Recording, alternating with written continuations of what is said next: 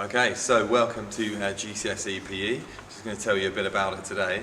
If we start off thinking about what does the course involve, a lot of people ask that question, and rightfully so.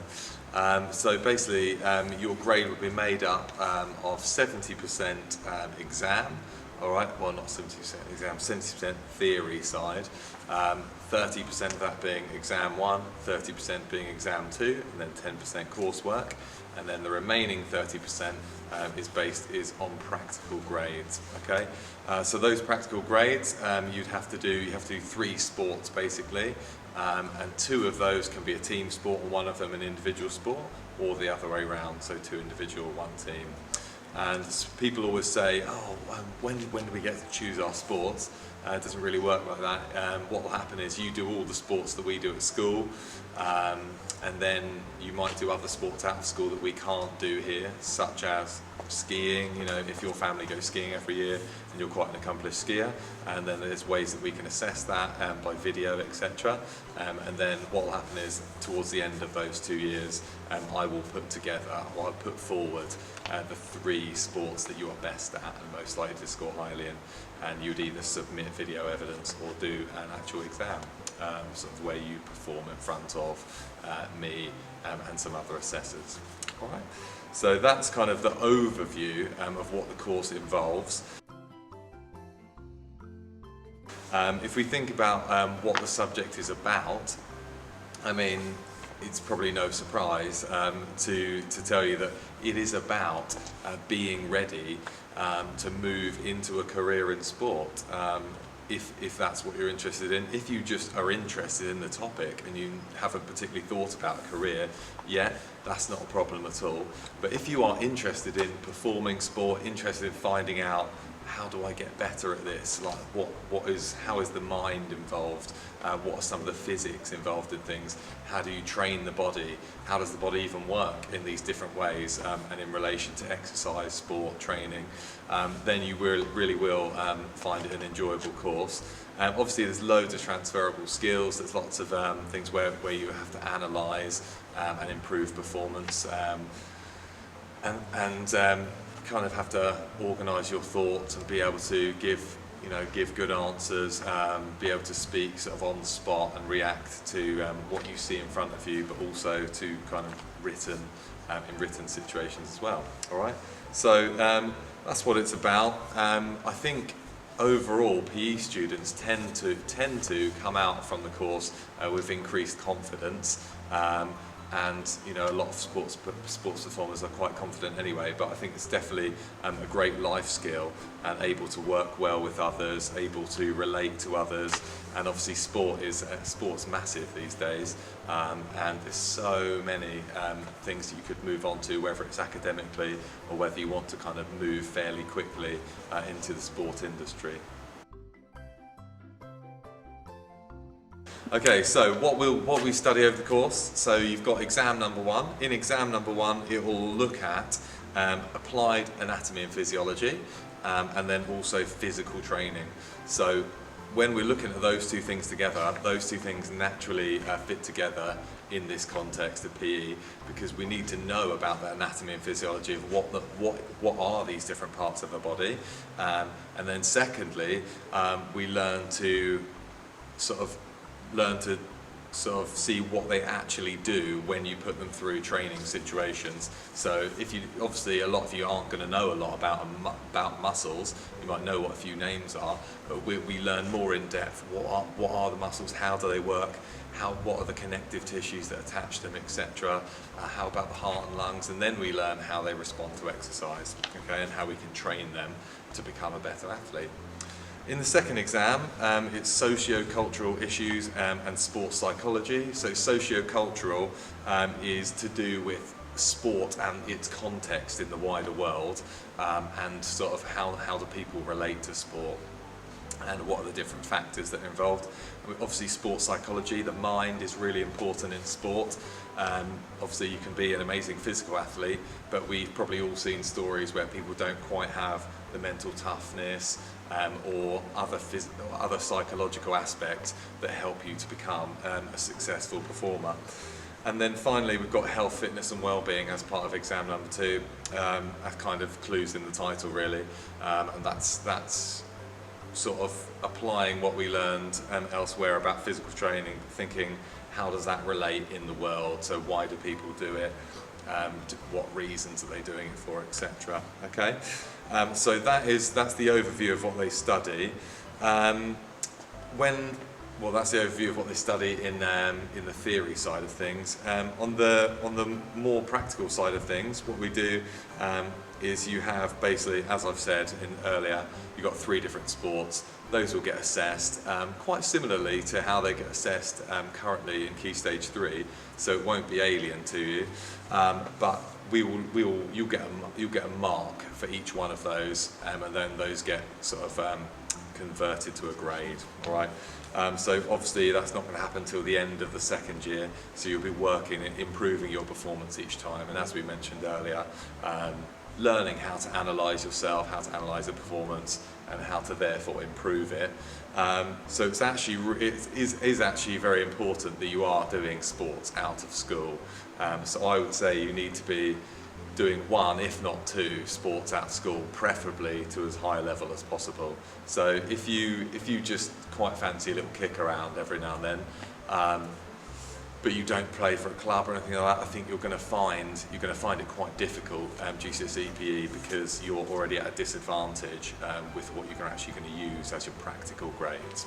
Okay, so obviously we don't really want to put people off. If you love it and you really want to do it and you're so keen to work on your own performance, then fantastic, but it really will help you to be involved in sports out of school. Finally, we've got the coursework unit, and that is all to do with analysis and evaluation of performance, and I'm sure you know what those things mean, but being able to look at performance, think about how you're going to improve it, and that's done in a coursework sort of situation rather than an exam.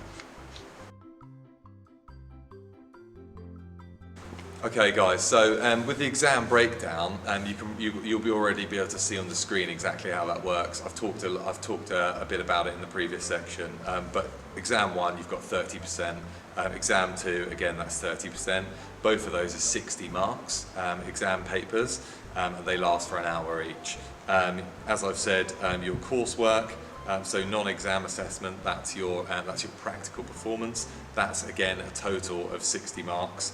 And that makes up 30% of your GCSE, and then our final section, the coursework is out 20 marks and makes up 10%. All right. So as you can see on the screen, a few more details. All right. So next up, let's have a look. We want to talk about sort of why you might want to choose this subject.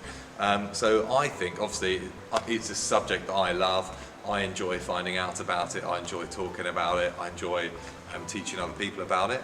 So if that's you, obviously you don't necessarily need to love teaching it, but if you find yourself interested in sport, in the body, what it can do, then it's definitely something for you.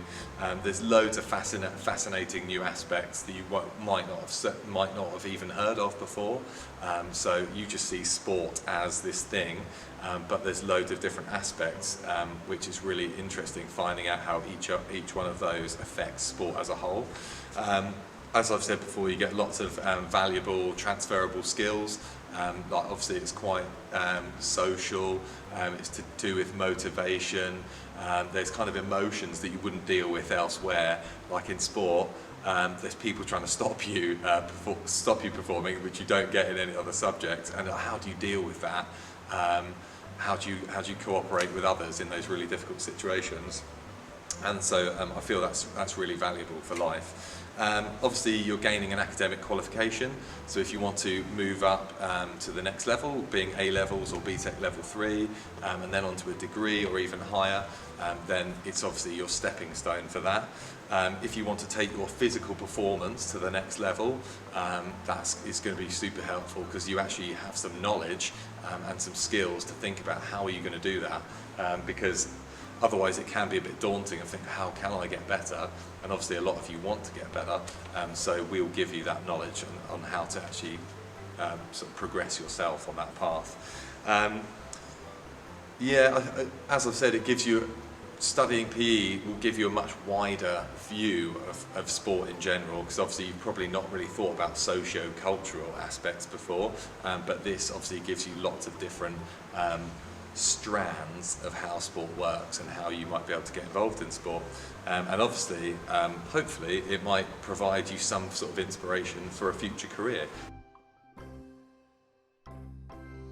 In your Key Stage 4 experience, it's really good actually to have balance. Obviously, you've got all these subjects that you have to do, but good for your mental well-being, and good to have, you've got a few lessons a week that you know that you're really going to enjoy. And that's obviously going to help you get some balance in your life. And that obviously carries all the way through life. There's people out there at the minute who are trying to get balance and they could probably benefit from doing sport as well. If we think about careers, I mean, the careers, I could list a few for you, but these are ever expanding, with increased media coverage and everything like that. There's so many things you can do. But obviously you've got being an athlete itself, we've got sports coaches, even like sports lawyers, like anything like specialist.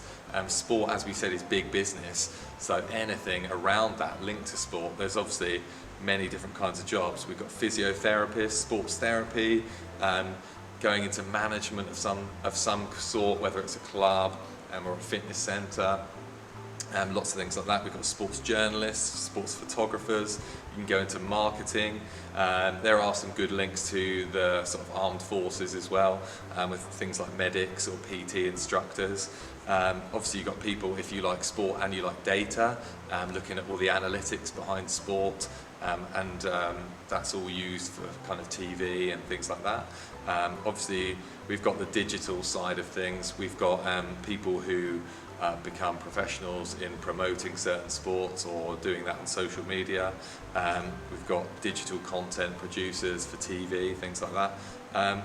And all kinds of things, like a few people who I used to go to school with, like sports entrepreneurs who've made their own businesses based around sport, and that can be really fun. So before you choose PE, I guess 5 key questions. Question number 1 would be, are you aware what the course involves? Okay, that's obviously a question for every course you're going to do. Are you aware? So when I was choosing my degree, I went to a university I thought was the right course, listened to what they were saying, and I thought, that's actually not what I want at all.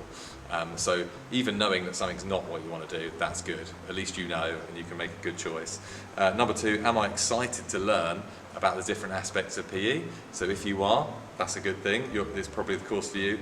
Are you willing to give your best in all practical sports, not just your favourites? So if you only like 1 or 2 sports and you don't want to get involved in any others, GCSE PE is probably not for you, because you need to be giving everything a really good go across the board.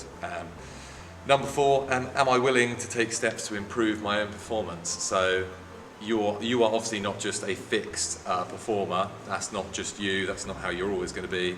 Are you willing to think about how to improve and do some work to become a better athlete?